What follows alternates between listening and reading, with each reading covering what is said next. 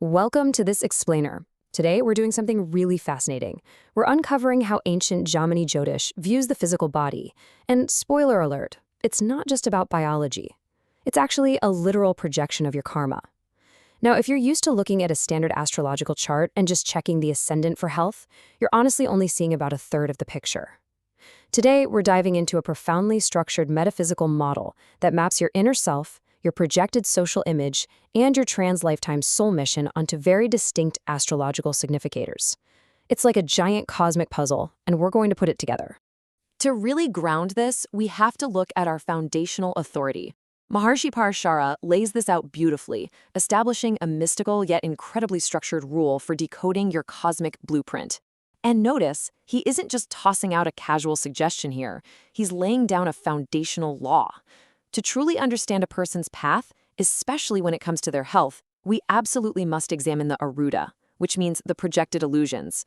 And we have to do it with mathematical precision. So here's the thing. There is this massive philosophical gap between our intrinsic, pure soul potential and what actually materializes as our physical constitution in the real world. In this system, your standard ascendant, your Lagna, is your Swarvupa. It's who you truly are deep down in this incarnated form. But the Hora Lagna, that's your Maya. It's how the world perceives you, and crucially for medical astrology, it's how your body physically manifests in the material world. And that gap between what you truly are and what actually materializes, well, that's exactly where disease tends to take root. All right, here is our roadmap for today. We'll start with the cosmic health lenses, then dive into the Hora Lagna for perceived disease, check out the Upapada Lagna for genetic lineage, explore the Karakamsha to understand the soul's karma, and finally, we'll synthesize the whole chart. Let's jump straight into part 1, the lenses of cosmic health, exploring Svarupa, Maya, and Atma Dharma. Moving right along to part 2, the Arudha Lagna, which is all about perceived disease. Okay, so how do we actually find this Hora Lagna? Remember, this is the Maya, the way the world perceives your physical health. Here is your calculation cheat sheet. It's a pretty straightforward 4-step algorithm. You find your Lagna Lord, count how many signs away it is, and then just count that exact same number forward again.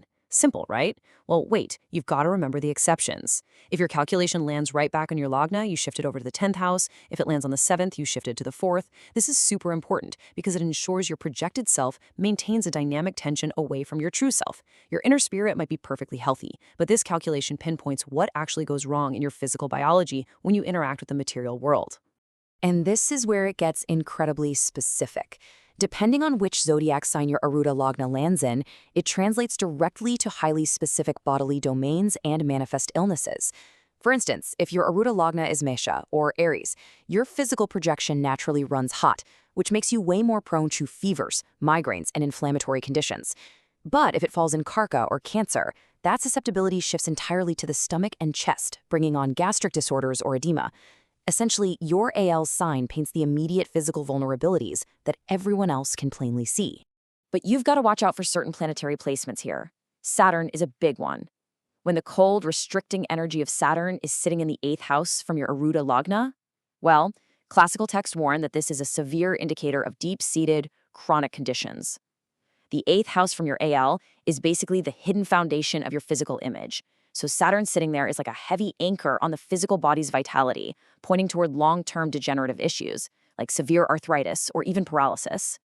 All right, part 3. Let's shift from the individual to the family tree with the Upapada Lagna, focusing on genetic lineage. You know, you don't just exist in a vacuum, right? Your physical vessel is inherited. So to track the genetic vulnerabilities passed through your bloodline, we derive the Upapada Lagna. This is another methodical counting process, but this time we anchor it to the 12th house, which rules marriage, lineage, and past karmas. You take the lord of the 12th house, count the distance from the 12th house to that lord, and project forward by that exact same amount. This specific calculation zeroes right in on the energetic signature of your ancestry. And here is exactly why we calculate that. Look directly at the 2nd house from your Upapada Lagna. It is literally the single strongest indicator of family lineage diseases carried right in your DNA, because the 2nd house represents the blood, the family, and the lineage.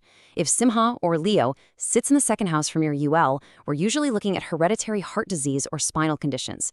If it's Kanya or Virgo, there's very often a distinct family history of diabetes or intestinal disorders. Think of this as your astrological genetic barcode. So, that covers the physical presentation, and it covers the DNA. But what happens when a health crisis totally defies standard diagnosis? What if the illness isn't physical or genetic, but a deeply karmic lesson that the soul simply has to endure? Sometimes the body breaks down just because the soul is trying to wake up. Which brings us to part 4, the Karakamsha, the profound realm of the soul's karma. We are stepping entirely out of biology now and into Atmadharma, what your soul specifically incarnated to learn, resolve, and ultimately transcend. To understand this, we first have to find your Atmakaraka. Think of this as the absolute region of your soul for this current lifetime. It's actually super simple to find. Just look at your chart, find the planet with the highest degree between 0 and 30 in any sign, and boom, that's your soul's region. It carries the maximum karmic weight and the ultimate authority over your life's deepest lessons. Once you've identified that Atmakaraka, you project its Nuvamsa sign, that's from the D9 divisional chart, straight back onto your main Rashi birth chart. That new sign becomes your Karakamsha Lagna. We're essentially establishing a brand new ascendant purely for analyzing your deep spiritual dharma. It is the very seat of your soul's purpose. Now, planets sitting inside this Karakamsha don't just show regular biological illnesses, they represent heavy karmic burdens. If you have Mars placed here, your soul is learning through intense, fiery trials, maybe accidents or surgeries that force a harsh realignment of your life's purpose. If K2 is here, you might experience really bizarre immune issues or fevers that leave modern doctors completely baffled. Why? Because the origin of the illness isn't cellular. It's a past life spiritual karma demanding to be resolved. And we absolutely cannot ignore the 12th house from the Karakamsha. In Jamini Astrology, this is massive. It acts as the ultimate indicator for your soul's path to moksha, or liberation from the whole cycle of rebirth. Ketu placed here points to supreme liberation, meaning the soul is likely on its final cycle. Saturn here means your path to freedom is going to be long, requiring lifetimes of disciplined, selfless service. It literally shows us exactly how your soul will achieve ultimate peace. Finally, let's move to part 5, synthesizing the chart. Let's bring the whole shebang together. Because a true master astrologer doesn't just look at one lens, right? You have to hold all of these planes simultaneously. Your inner self, your social and physical projection, your ancestral bloodline, and your eternal soul's mission. For instance, if your Hora Lagna shows a stomach issue, but your Upapada Lagna shows absolutely zero family history of it, and your Karakamsha highlights emotional learning, well then we know that digestive issue is actually a physical manifestation of an unlearned spiritual boundary, not just a random genetic flaw. By matrixing the planet against the specific sign, the classical texts give us these incredibly targeted diagnostic combinations that cross-reference physical ailments with spiritual lessons. Take the moon placed in Gemini from the Karakamsha perspective. That doesn't just mean a basic physical lung weakness. It indicates a deep karmic intersection where emotional volatility is directly triggering respiratory or nervous system breakdowns.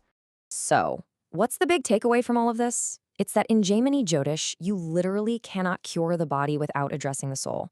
You have to look at the genetic inheritance and the spiritual debt at the exact same time.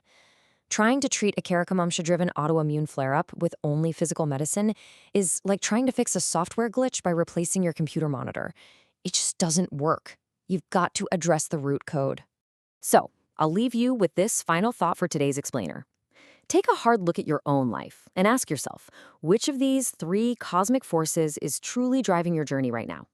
Are you battling the physical Maya? Are you healing an old ancestral wound? Or are you walking the fiery path of your soul's dharma?